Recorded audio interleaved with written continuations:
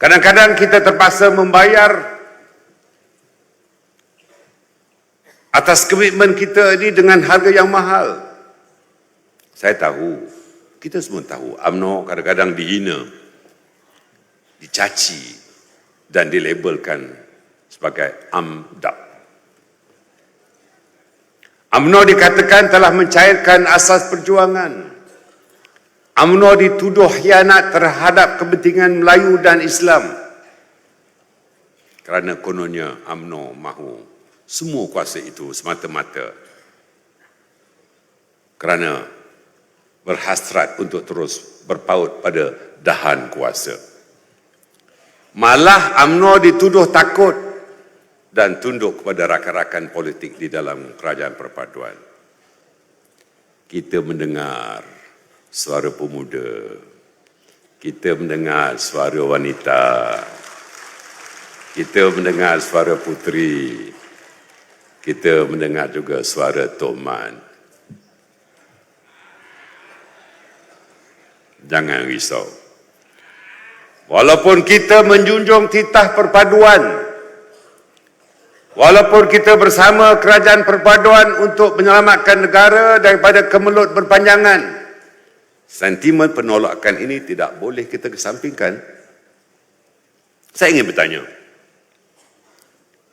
apakah pendirian kita menolak URA dan pilihan raya PBT yang akan menghakiskan hak pemilikan dan meminggirkan suara orang Melayu di bandar boleh dikatakan sebagai mencairkan perjuangan Melayu? UMNO menolak kedua-dua ini. Apakah apabila kita menolak pengiktirafan tapak warisan dunia yang berat sebelah, dikatakan UMNO tunduk kepada agenda pihak lain? Apabila kita membantah UEC yang mencabar sistem pendidikan negara, dikatakan sebagai tanda kita berkompromi. Saudara-saudara, jawapannya, kita tidak pernah mengorbankan manifestasi perjuangan parti kita. Malah,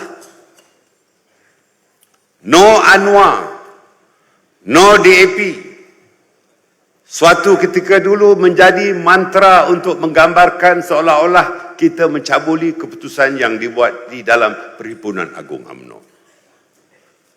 Sedangkan keputusan no UNWA, no DAP, no Bersatu dibuat sebagai pendirian untuk kita bergerak secara solo pada PRU ke-15 yang lalu.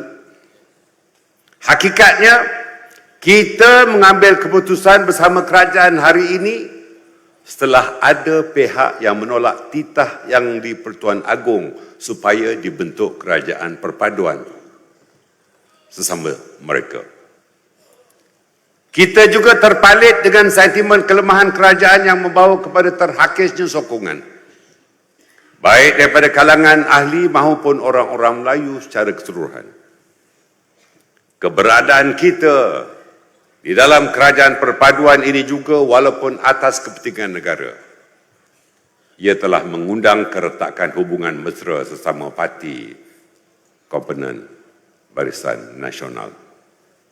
Satu ketika dahulu. Tapi Alhamdulillah, semua ada di depan kita ni sekarang.